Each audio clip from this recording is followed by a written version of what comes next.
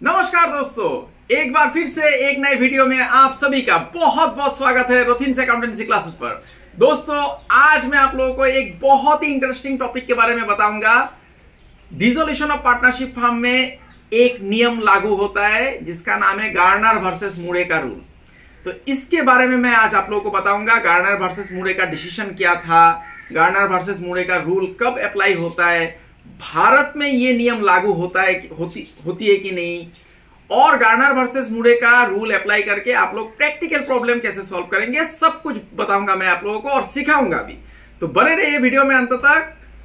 आगे बढ़ने से पहले दोस्तों, मेरा आप सभी से एक छोटा सा निवेदन है। अगर अभी तक आप लोगों ने मेरा चैनल को सब्सक्राइब नहीं किया है तो चैनल को सब्सक्राइब जरूर कर लीजिएगा और ऊपर का जो बेल आइकन है उसको दबाना मत भूलिएगा, क्योंकि बेल आइकन को दबा के अगर आप लोग ऑल ऑप्शन को एनेबल कर देंगे तो जब भी मैं वीडियो अपलोड करूं सबसे पहला नोटिफिकेशन आप लोगों को मिले और आप लोग उस वीडियो का लाभ उठा पाए। वीडियो अगर अच्छा लगा तो इसे एक लाइक भी कीजिएगा, अपने दोस्तों के बीच शेयर भी कीजिएगा और कमेंट करना मत भूलिएगा। आप लोग मुझे इंस्टाग्राम और फेसबुक में भी फॉलो कर सकते हैं। मेरा इंस्टाग्राम और फेसबुक पेज का जो लिंक है मेरा चैनल पे दिया हुआ है और मैं आप लोगों की सुविधा के लिए वीडियो का डिस्क्रिप्शन बॉक्स में भी दे दूंगा। दोस्तों, मैंने डिसोल्यूशन ऑफ पार्टनरशिप फर्म के ऊपर ऑलरेडी 3 वीडियो बना दिया है। मेरा आप सभी से अनुरोध है, आप लोग तीनों वीडियो देख लीजिएगा। मेरा चैनल पे प्लेलिस्ट बना हुआ है, क्लास 12 का भी एक प्लेलिस्ट बना हुआ है और फाइनेंशियल अकाउंटिंग का भी एक प्लेलिस्ट बना हुआ है। दोनों में ही आप लोगों को मिल जाएगा डिसोल्यूशन ऑफ पार्टनरशिप का 3 वीडियो, और मैं आप लोगों की सुविधा के लिए डिस्क्रिप्शन बॉक्स में भी उसका लिंक दे दूंगा। ठीक है दोस्तों, तो चलिए आगे बढ़ते हैं विषय की तरफ। देखिए, पार्टनरशिप फर्म में मान लीजिए 3 पार्टनर है या फिर 4 पार्टनर है। 2 पार्टनर में ये नियम लागू नहीं होता है, गार्नर वर्सेस मूरे। ठीक है, मैं आप लोगों को गार्नर वर्सेस मूरे का ये कहानी कैसे शुरू हुआ था ये सब भी बताऊंगा। देखिए, फर्म में मान लीजिए कोई एक पार्टनर इंसॉल्वेंट हो गया।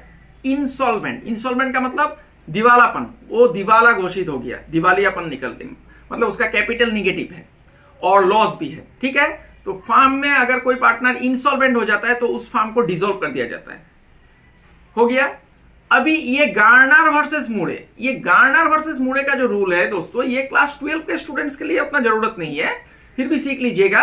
लेकिन अंडर ग्रेजुएट कोर्सेज के लिए, मतलब बीकॉम, बीबीए या फिर जो विद्यार्थी प्रोफेशनल कोर्सेज कर रहा है कॉमर्स बैकग्राउंड से, चार्टर्ड अकाउंटेंट, कॉस्ट अकाउंटेंट या फिर कंपनी सेक्रेटरीशिप, सबके लिए बहुत ही इंपॉर्टेंट है। ये गार्नर वर्सेस मूरे का रूल कहां से आया? ये दोस्तों अंग्रेजी एक केस था, मतलब अंग्रेजी केस, मतलब इंग्लैंड में हुआ था। गार्नर, मूरे और विल्किंसन, ठीक है, 3 पार्टनर था। और ये केस 1904 का, ये जो नियम, जो जज ने जो निर्णय दिया था, ये 1904 में दिया गया था। इससे पहले जो भी मतलब इंसॉल्वेंट पार्टनर का लॉस होता है उसको बियर किया जाता था प्रॉफिट शेयरिंग रेशियो में।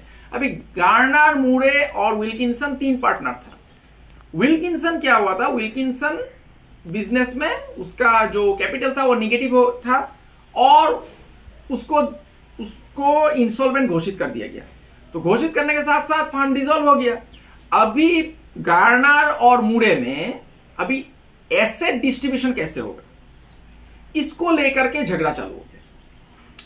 तो ये बात कोर्ट तक पहुंच गया। एसेट डिस्ट्रीब्यूशन मतलब, जैसे कि मैंने आप लोगों को डिसोल्यूशन ऑफ पार्टनरशिप फर्म में जो प्रैक्टिकल प्रॉब्लम में सिखाया था, पार्टनर्स कैपिटल में जो अंत में पैसा बच जाता है, कैश, वो पार्टनर क्या करता है? घर लेके चला जाता है। तो वही एसेट डिस्ट्रीब्यूशन होता है। तो विल्किंसन तो इंसॉल्वेंट हो गया था।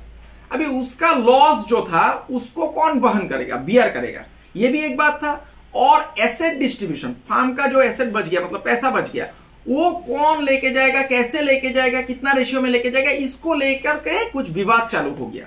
तो विवाद चला गया कोर्ट में। अभी कोर्ट में जाने के बाद जज साहब ने एक बहुत ही निर्णायक, मतलब एक बहुत ही महत्वपूर्ण निर्णय दिया था कि जो इंसॉल्वेंट पार्टनर है उसका जो लॉस है, पूरा लॉस को वहन करना पड़ेगा सॉल्वेंट पार्टनर को। सॉल्वेंट मतलब जो दिवालापन नहीं हुआ है, मतलब दिवाला घोषित नहीं हुआ है, सॉल्वेंट पार्टनर, वो बियर करेगा। अभी बियर कैसे करेगा, किस रेशियो में करेगा? पहले इसको प्रॉफिट शेयरिंग रेशियो में किया जाता था, ये गार्नर वर्सेस मूरे का रूल आने से पहले। ये इंग्लैंड का केस है दोस्तों, भारत का केस नहीं है। तो पहले प्रॉफिट शेयरिंग रेशियो में मतलब बियर किया जाता था लॉस को। अभी क्या हुआ, ये गार्नर वर्सेस मूरे में एक लैंडमार्क जजमेंट आया।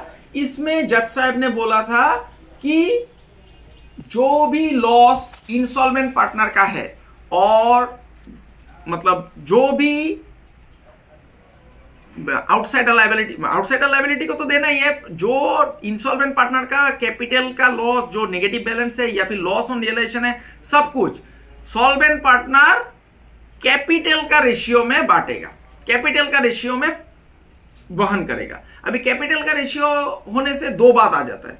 अभी देखिए, पार्टनरशिप फर्म में कैपिटल दो तरीके का होता है, एक फिक्स्ड कैपिटल होता है, एक फ्लक्चुएटिंग कैपिटल होता है। तो फिक्स्ड कैपिटल में ऐसा निर्णय दिया गया कि फिक्स्ड कैपिटल होने से फिक्स्ड कैपिटल बदलता नहीं है अंत तक। बैलेंस शीट में जो कैपिटल दिया रहता है वो साल का अंत तक बदलता नहीं है। तो फिक्स्ड कैपिटल मेथड में क्या होगा, जब मतलब ऑर्डिनरी कैपिटल बिगिनिंग में जो कैपिटल था उसी कैपिटल का रेशियो में जो सॉल्वेंट पार्टनर है वो लोग वहन करेगा लॉस को। लेकिन फ्लक्चुएटिंग कैपिटल अगर हो गया, कैपिटल अगर बदल रहा है, तब क्या करना पड़ेगा, on the date of dissolution, जिस दिन डिसोल्यूशन हुआ है उस दिन का कैपिटल का रेशियो देखना है, और कैपिटल के साथ अगर कोई अनडिस्ट्रीब्यूटेड रिजर्व या फिर प्रॉफिट है तो उसको भी जोड़ देना पड़ेगा।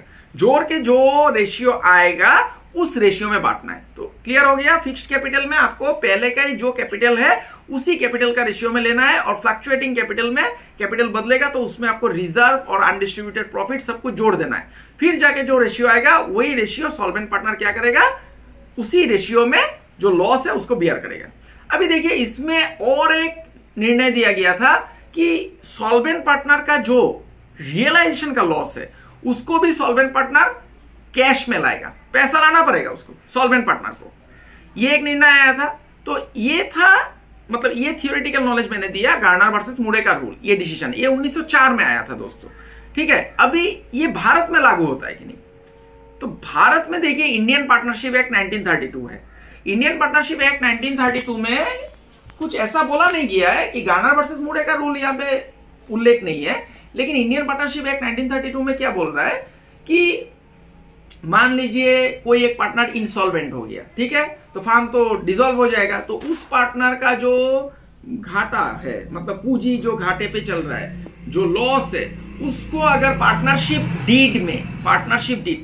डीड साझेदारी व्यवसाय में तो बनाना ही पड़ता है, आप लोगों को पता है।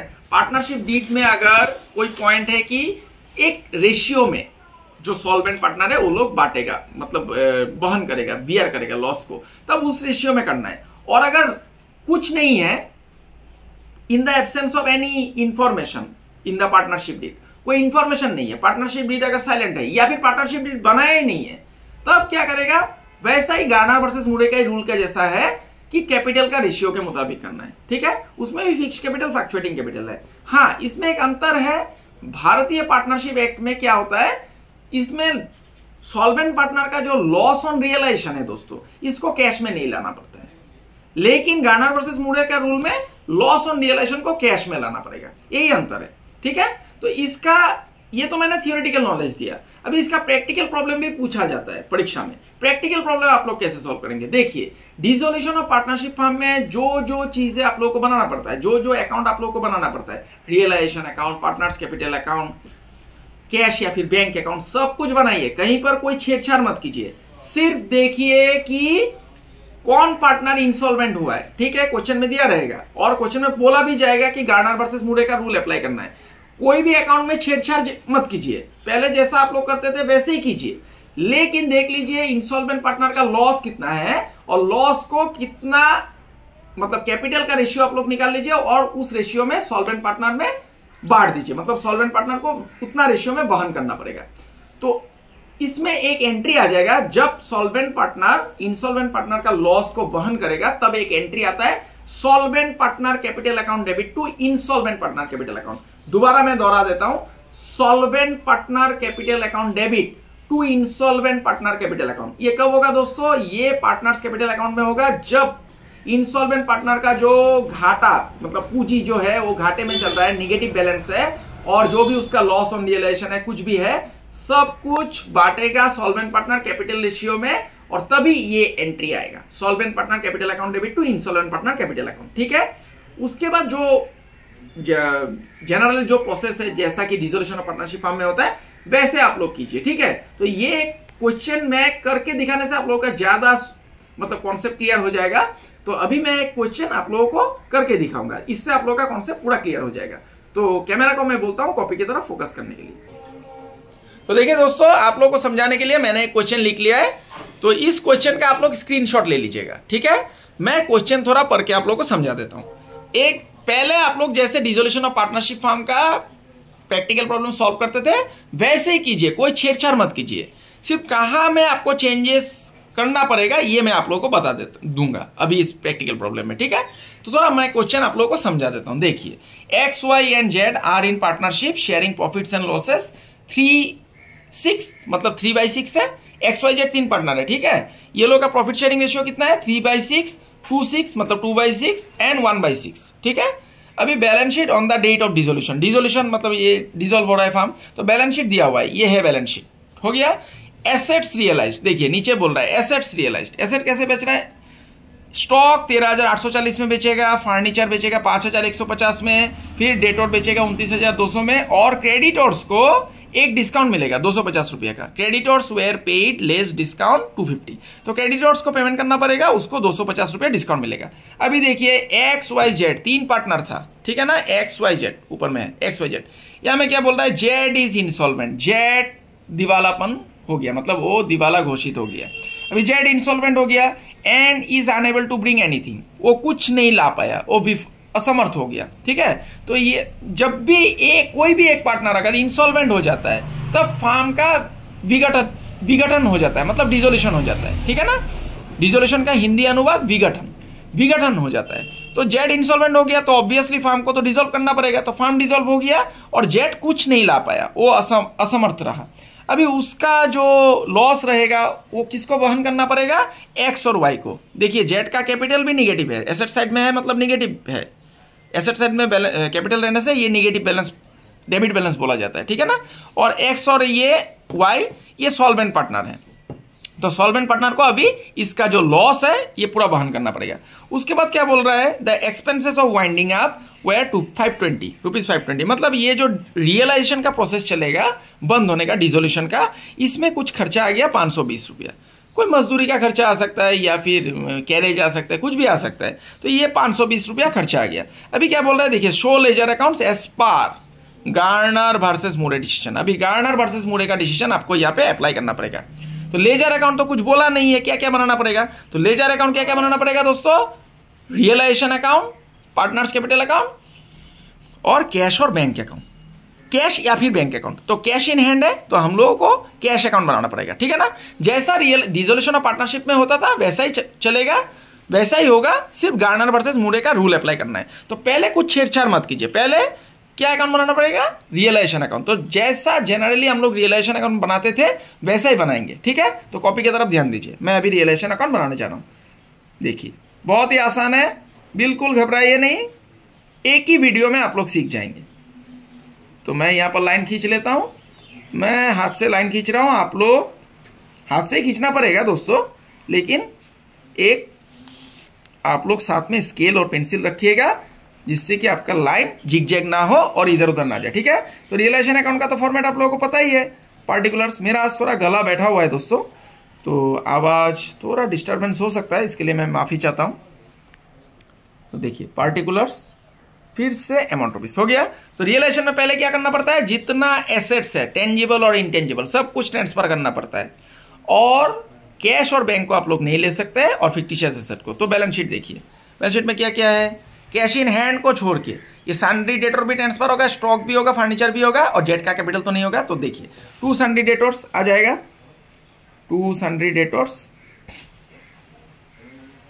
देख लीजिए, अमाउंट कितना है 30,560, 30,560। उसके बाद स्टॉक है 18,440, 30,560, फिर स्टॉक है, स्टॉक अकाउंट लिख दीजिए, यहां पर भी अकाउंट लिख दीजिए, अकाउंट लिखने से अच्छा है 18,440। क्वेश्चन का तो आप लोगों ने स्क्रीनशॉट लिया ही है, मैं आशा करता हूं। फिर उसके बाद देखिए फर्नीचर है 7,200, इसको भी ट्रांसफर करना पड़ेगा, 2 फर्नीचर। ठीक है ना, 2 फर्नीचर अकाउंट। 7,200। अभी देखिए, अभी liabilities, third party liability transfer करना पड़ता है। तो देखिए लाइबिलिटी साइड में क्या है, सन्ड्री क्रेडिटर्स है, ये थर्ड पार्टी लाइबिलिटी है, इसको ट्रांसफर करना पड़ेगा। एक्स का लोन, ये पार्टनर का लोन, ये डायरेक्ट पेमेंट होता है, मैंने पिछला वीडियो में बताया था। और एक्स का कैपिटल, ये तो फर्स्ट पार्टी लाइबिलिटी है, ट्रांसफर नहीं होगा। तो सिर्फ सन्ड्री क्रेडिटर्स आपको ट्रांसफर करना है 38,500 रुपया, ठीक है ना। तो बाय सन्ड्री क्रेडिटर्स ये ट्रांसफर करना है 38,500 रुपया, हो गया। उसके बाद क्या करना पड़ेगा दोस्तों, ये जो एसेट सब है इसको बेचना पड़ेगा। तो एसेट सब जोड़ के कितना आता है, मैं कैलकुलेटर का इस्तेमाल कर लेता हूं थोड़ा समय को बचाने के लिए। देखिए एसेट कितना में बेचा गया, देखिए स्टॉक 13,840, 13,840।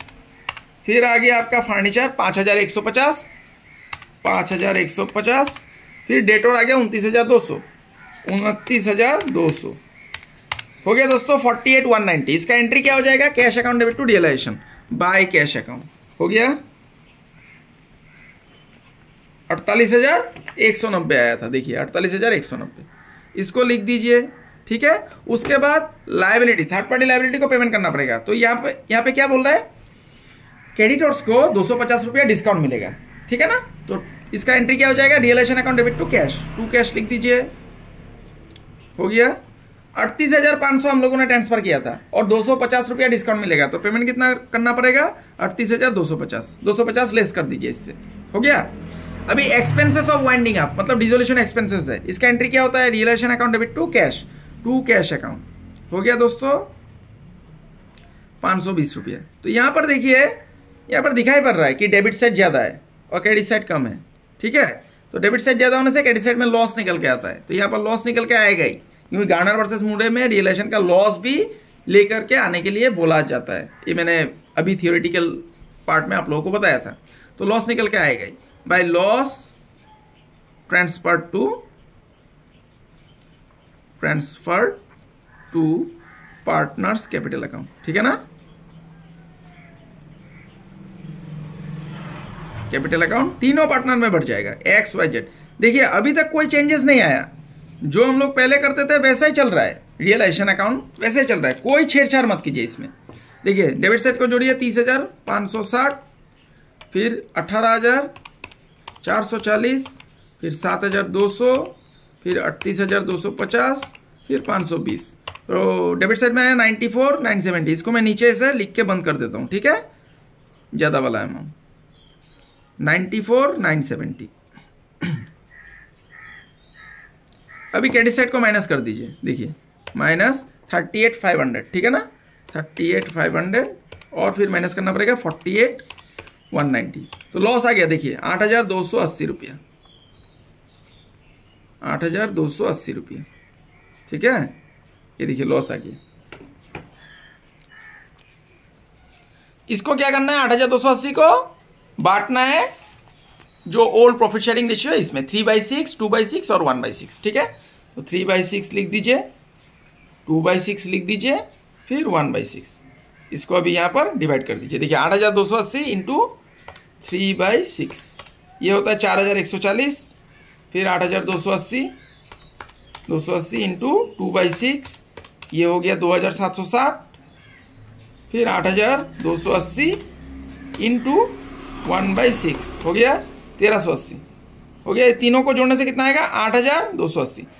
देखिए ये रियलाइजेशन अकाउंट कंप्लीट, इसका स्क्रीनशॉट ले लीजिएगा। अभी तक कोई भी चेंजेस नहीं हुआ है, ठीक है ना। अभी तक हम लोगों ने कोई भी छेड़छाड़ नहीं किया है, गार्नर वर्सेस मूडे का रूल अभी तक अप्लाई नहीं हुआ है। अभी देखिए, अभी मैं कैपिटल अकाउंट बनाने जा रहा हूँ, पेज को पलट लेता हूँ, इस पेज में करता हूँ, ठीक है। यहाँ पर मैं कैलकुलेटर रख देता हूँ क्योंकि हवा के लिए पेज थोड़ा इधर उधर हो रहा है। देखिए पार्टनर्स कैपिटल अकाउंट, यहाँ पर ध्यान दीजिएगा। अभी गार्नर वर्सेस मूडे का पहले आप लोग कोई छेड़छाड़ मत कीजिए, पहले जैसे आप लोग पार्टनर्स कैपिटल अकाउंट बनाते हैं वैसे ही बनाइए। जहां पर रूल का अप्लाई करना पड़ेगा, रूल का जरूरत पड़ेगा, वहां पर ही हम लोग करेंगे, ठीक है ना। तो 3 पार्टनर था, एक्स वाई जेड, यहां पर भी एक्स वाई जेड लिख दीजिए, ठीक है। राइट हैंड साइड पे क्रेडिट लिख दीजिए, लेफ्ट हैंड साइड पे डेबिट लिख दीजिए, फिर यहाँ पर पार्टिकुलर्स, ये सब तो आप लोगों को पता ही है। तो मुझे ज़्यादा मेहनत नहीं करना पड़ रहा है क्योंकि आप लोगों ने ऑलरेडी सीख के रखा है ये सब पार्टनर्स कैपिटल अकाउंट। तो देखिए इधर सिर्फ मैं आज जो नया नियम है इसके बारे में आप लोगों को सिखा देता हूँ, आप लोगों को परीक्षा में दिक्कत नहीं होगी, ठीक है ना। देखिए कॉपी की तरफ जैसा पार्टनर्स कैपिटल अकाउंट होता है वैसे ही कीजिए, कोई छेड़छाड़ मत कीजिए। पहले तो पार्टनर्स कैपिटल में पहले क्या आता है, बाय बैलेंस बीटी। तो देखिए क्वेश्चन देखना पड़ेगा अभी आपको। बाय बैलेंस बीटी, एक्स का कैपिटल कितना है 15,200, वाई का कैपिटल 11,200, लेकिन जेड का कैपिटल तो निगेटिव में है, तो ये डेबिट बैलेंस है। डेबिट बैलेंस मतलब निगेटिव, तो ये डेबिट साइड में जाएगा और ये दोनों क्रेडिट साइड में जाएगा, ठीक है ना। तो बाय बैलेंस बीटी एक्स और वाई में जाएगा। बाय बैलेंस बीटी 15,200 ये था, एक बार देख लेता हूँ। 15,200 था एक्स का और 11,200 वाई का, ठीक है ना। और इसका कितना है 1590, 11,200 हो गया। अभी जेड का जो कैपिटल है ये डेबिट बैलेंस है, तो डेबिट साइड में लिख दीजिए to balance BT. To balance BT 1590 था, ठीक है 1590। अभी पार्टनर कैपिटल जैसा चलता है वैसे ही चलाइए, ठीक है। देखिए ये रियलाइजेशन में लॉस आया, तो लॉस होने से एंट्री क्या होगा, X capital debit, Y capital debit, Z capital debit, to realisation. तो टू रियलाइजेशन डेबिट साइड में डाल दीजिए। टू रियलाइजेशन जितना अमाउंट है उतना डाल दीजिए। टू रियलाइजेशन 4140 था, उसके बाद कितना था देख लीजिए 4140, 2760, फिर 1380, ठीक है ना। 2760 1380 जेड का, ये लिख दीजिए 2760 फिर 1380 हो गया। अभी और कैपिटल का क्या क्या आइटम है आपको देखना पड़ेगा। कोई रिजर्व विजर्व है कि नहीं, रिजर्व अनडिस्ट्रीब्यूटेड प्रॉफिट कुछ नहीं है, यहाँ पर भी नहीं है, यहाँ पर भी कुछ नहीं है। अब भी आप देखिए, ये देखिए जेड का डेबिट बैलेंस तो है 1590 और 1380 रुपया लॉस भी हुआ, ये दोनों लॉस है। तो टोटल कर लीजिए कितना होता है लॉस, 1590 प्लस 1380 रुपया, ठीक है 2,970 रुपया, ये टोटल लॉस है जेड का। ये लॉस कौन वहन करेगा, एक्स और वाई, ये दोनों सॉल्वेंट पार्टनर है। लेकिन गार्नर वर्सेस मूरे में क्या बोल रहा है, अगर सॉल्वेंट पार्टनर का रियलाइजेशन का लॉस है तो उसको भी कैश में लाना पड़ेगा। तो देखिए सॉल्वेंट पार्टनर का भी रियलाइजेशन का लॉस है 4,140 और 2,707। तो पहले आप लोग क्या कीजिए, सॉल्वेंट पार्टनर का जो रियलाइजेशन का कैश है, रियलाइजेशन का लॉस है, उसको कैश में ले आइए, उसको ले आने के लिए बोलिए, ठीक है ना। तो पहले उसको ले आना पड़ेगा बाय कैश। हो गया 4,140 और 2,707 दोनों ने ले आया, क्योंकि दोनों का कैपिटल है, देखिए 15,200 है, 11,200 है, तो दोनों का कैपिटल सफिशिएंट है। तो सफिशिएंट है तो दोनों ने लॉस लेकर के आया कैश में, ठीक है। तो लॉस लेकर के आया। अभी क्या करेगा, ये जो जेड का जो लॉस है इसको भी वहन करना पड़ेगा, बियर करना पड़ेगा, किसको, सॉल्वेंट पार्टनर को, एक्स और वाई को, क्योंकि ये लोग का कैपिटल तो पर्याप्त मात्रा में है। कितना लॉस था देखिए, दोनों को जोड़ने से 2970। अभी ये 2970 कितना रेशियो में वो लोग शेयर करेगा, तो मैंने पहले बोला था कि कैपिटल का रेशियो में। तो फिक्स कैपिटल होने से तो जिस दिन मतलब ईयर शुरू होता है, अकाउंटिंग ईयर, उस दिन का जो कैपिटल रहता है उसी कैपिटल में आपको लेना पड़ेगा। और अगर फ्लक्चुएटिंग कैपिटल होता है तो जिस दिन डिसोल्यूशन होता है उस दिन उसका कैपिटल का रेशियो कितना है उसमें आपको रिजर्व भी ऐड करना पड़ेगा कैपिटल के साथ। प्रॉफिट अनडिस्ट्रीब्यूटेड प्रॉफिट होने से उसको भी ऐड करना पड़ेगा, ठीक है ना। तो यहां पर जो कैपिटल है कुछ नहीं बताया गया, तो ये फ्लक्चुएटिंग कैपिटल ही है। तो देखिए, तो कोई रिजर्व तो नहीं है, तो कुछ जोड़ना नहीं पड़ेगा। तो 15,200 और 11,200, तो इसका आप लोग रेशियो निकाल लीजिए। देखिए एक्स कितना वहन करेगा, वाई कितना वहन करेगा। देखिए 2970 आया था, 2970 कैसे आया फिर से एक बार दिखा देता हूं। देखिए 1590 था इसका जेड का कैपिटल अकाउंट में जो डेबिट बैलेंस दिखा रहा है, ठीक है, ये घाटा है पूंजी में जो घाटा, और 1380 रुपया का रियलाइजेशन का लॉस। तो 2970 हो गया टोटल लॉस। इसको वहन करेगा कैसे, कैपिटल का रेशियो में 15,200, ये 15,200 और 11,200, ठीक है। इसका रेशियो निकालिए साइड में, 15,200 इस टू 11,200। तो देखिए 2 जीरो कट गया, फिर इसको 2 से काटिए, थोड़ा छोटा कर देता हूं मैं, ठीक है ना। 2 से काटिए 7 और ये आ जाएगा 6, ठीक है। फिर इसको 2 से काटेंगे 5, 7 2 गुना 14 और 6, ठीक है। और ये 5 2 गुना 10 और, ठीक है। अभी फिर से ये 2 से कट रहा है, देखिए 3 और ये 8 और ये हो रहा है 28। फिर से ये कितना से कट जाएगा, 2 से ही कटेगा। देखिए 19 और ये 14, तो देखिए 19:14 में आपको 19:14 में आपको बांटना है। तो x को कितना वहन करना पड़ेगा, 2970 का 19/14, 33 होगा। 19 और 14 को जोड़ने से कितना हो जाएगा, टोटल करना है, ठीक है ना। तो कितना वहन करना पड़ेगा, 2970 का इंटू 19 डिवाइडेड बाई 33, 1710 x को वहन करना पड़ेगा, ठीक है। और y को देखिए 2970 का 14 डिवाइडेड बाई टोटल 33, 2970 फिर से लिख दीजिए, 2970 इंटू 14 डिवाइडेड बाई 33, इसको करना पड़ेगा 1260 रुपया, ठीक है। 1260 रुपया आपको y को वहन करना पड़ेगा। इसका एंट्री क्या होता है दोस्तों, यहां पर लिख देता हूं आप लोगों की सुविधा के लिए। Solvent partner capital account debit to insolvent partner capital account. तो सॉल्वेंट पार्टनर कौन है, x capital account debit, y capital account debit,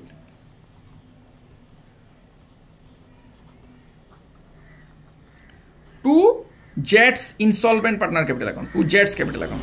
तो देखिए ये क्या हो गया, इसने कितना वहन किया 1710 और इसने 1260 हो गया, दोनों को जोड़ने से 2970 आएगा, ठीक है। तो अभी देखिए इसका एंट्री तो हो जाएगा, ये कैपिटल अकाउंट में जाएगा, x capital debit, y capital debit, to Z, तो डेबिट साइड में जाएगा टू जेट्स कैपिटल अकाउंट, ठीक है, टू जेट्स कैपिटल अकाउंट। कोई बात नहीं दोस्तों, मैं इसको यहां पर रख देता हूं, टू जेट्स कैपिटल अकाउंट।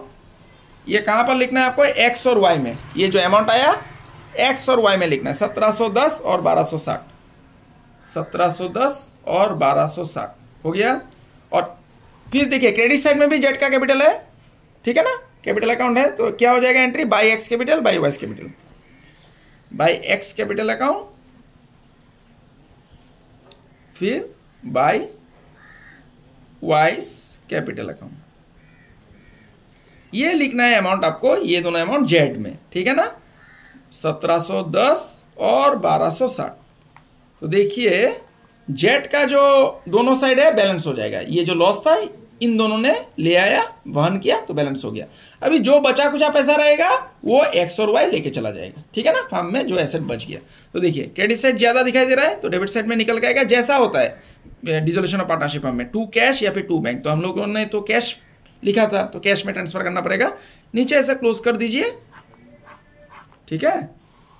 तो देख लीजिए जोड़ के, इधर में तो 2970 आएगा दोस्तों, ये 2970, इस तरफ भी 2970 आएगा, दोनों साइड मैच कर जाएगा ये, क्योंकि इसका लॉस को वहन कर रहा है। अभी इसको देखना है, 15,200 प्लस आपको करना है 4,140। देखिए 19,340 आया, 19,340 से देखिए डेबिट साइड में कम है, डेबिट साइड में कितना है 4,140 और 1710, इसको माइनस कर दीजिए, 4,140 माइनस 1710 हो गया दोस्तों 13,490, ठीक है। ये आ गया, ये जो बच गया पैसा ये एक्स लेके चला जाएगा, ये फॉर्म में बच गया, ठीक है ना। अभी वाई का देखता हूं, 11,200 फिर 2,760, ये जोड़ने से 13,960 हो गया, 13,960, इसको माइनस कर दीजिए, इससे माइनस कर दीजिए 2,760 और 1,260, ठीक है, आ गया 9,940, ठीक है। ये हो गया देखिए कैपिटल अकाउंट, इसका आप लोग स्क्रीनशॉट ले लीजिए कैपिटल अकाउंट का, ठीक है, सामने से, और ये वर्किंग नोट का भी ले लीजिए, ठीक है। ये बन गया कैपिटल अकाउंट। अभी हम लोगों को बनाना है कैश अकाउंट बनाना है, ठीक है ना। तो अभी कैश अकाउंट मैं इस पेज में बना लेता हूं। कैश अकाउंट जैसा पहले हम लोग बनाते थे वैसा ही बनेगा, ठीक है, कोई छेड़छाड़ मत कीजिए, और दोनों साइड अंत में जाके मैच हो जाना है, क्योंकि फॉर्म तो बंद हो रहा है ना, डिसोल्यूशन हो रहा है, तो कोई पैसा बचेगा नहीं, डिसॉल्व होने से पैसा बचता नहीं है, फॉर्म बंद हो जाता है। पार्टिकुलर्स फिर अमाउंट रुपीस, फिर पार्टिकुलर्स लिख दीजिए। तो देखिए जो भी कैश रिलेटेड आइटम है, कैश का जहां जहां ट्रीटमेंट हुआ है वो सब आएगा, ठीक है ना। तो पहले क्या आता है, बैलेंस शीट में एक कैश का बैलेंस दिया ही रहता है, हम लोग को पता है एसेट साइड में, ये देखिए कैश इन हैंड 9,860, तो ये डेबिट साइड में जाएगा to balance BD 9,860, to balance BD लिख दीजिए, टू बैलेंस BD 9860, ठीक है। अभी कैश कहाँ पर हुआ है देखिए, रियलाइजेशन अकाउंट में देखिए, बाय कैश मतलब cash account debit to realisation होगा 48,190, टू रियलाइजेशन लिख दीजिए, टू रियलाइजेशन अकाउंट 48,190, ठीक है। फिर देखिए यहाँ पर फिर से रियलाइजेशन में टू कैश हुआ है, तो बाय रियलाइजेशन आएगा 38,250 और एक टू कैश है 520, ये भी बाय रियलाइजेशन 38,250 और 520, ठीक है। बाय रियलाइजेशन उल्टा करना है दोस्तों, बस साउंड में थोड़ा डिस्टर्बेंस हो सकता है दोस्तों, हम लोग का यहाँ पर बारिश हो रहा है, तो 38,250 था और यहाँ पर था 520, ठीक है ना। 38,250 लिख देता हूँ, फिर बाय रियलाइजेशन 520 रुपया हो गया। अभी यहाँ पर तो और कैश का कोई आइटम नहीं है माफ कीजिएगा। अभी देखिए पार्टनर कैपिटल में देखिए, cash account debit to realise X capital to Y's capital, ये जो रियलाइजेशन का लॉस लेकर के आया था सॉल्वेंट पार्टनर, तो 2x कैपिटल हो गया, 2x कैपिटल अकाउंट और फिर 2 वाइस कैपिटल अकाउंट लिखना है, ठीक है। 2 vice capital account, 2 vice capital account हो गया, तो इसका अमाउंट लिख दीजिए 4,140, फिर 2,760 हो गया। अभी देखिए इस तरफ में भी कैश है, टू कैश, तो इसका क्या हो जाएगा, by X capital by Y's capital हो गया, by X capital account, by X capital account, फिर बाय वाइस कैपिटल अकाउंट हो गया। ये 13,490 और ये 9,940, ठीक है ना, 13,490 और 9,940। अभी दोस्तों देखना पड़ेगा बैलेंस शीट में कोई आइटम है कि नहीं पेमेंट करने लायक, तो देखिए एक्स का लोन है, एक्स जो पार्टनर का साझेदारी व्यवसाय में जो सदस्य था, पार्टनर था, उसने फार्म को लोन दिया था, तो उसका लोन भी पेमेंट करना पड़ेगा फार्म को बंद करने से पहले, तो पार्टनर का लोन पेमेंट हो जाता है। ये मैंने आप लोगों को सिखाया था, partners loan account debit to bank account या फिर कैश अकाउंट, तो हम लोग तो कैश अकाउंट बना रहे हैं, तो टू कैश अकाउंट हो जाएगा, तो X loan account debit to cash account by X loan 2750 by X loan account हो गया, 2750 हो गया। सब आइटम हम लोगों ने लिख दिया है। अभी दोनों साइड मैच कर जाएगा, देखिएगा दोनों साइड मैच करने से आपने सही बनाया है, नहीं तो कहीं पर आपका ट्रीटमेंट में गलत हुआ है, अकाउंटिंग ट्रीटमेंट में। तो देखिए डेबिट साइड को मैं जोड़ रहा हूँ, 9860 प्लस 48,190 4140 2760, तो 64,950 आया। मैं इसको लिख देता हूँ, ठीक है, 64,950, इस तरफ भी आना ही है 64,950, नहीं तो गलत हो जाएगा। 38,250, फिर इधर में है 520, फिर है 13,490, फिर है 9,940, फिर 2,750। देखिए 64,950 दोनों साइड में इक्वल आ गए, ठीक है ना। तो ये था कैश अकाउंट, इसका भी स्क्रीनशॉट ले लीजिए।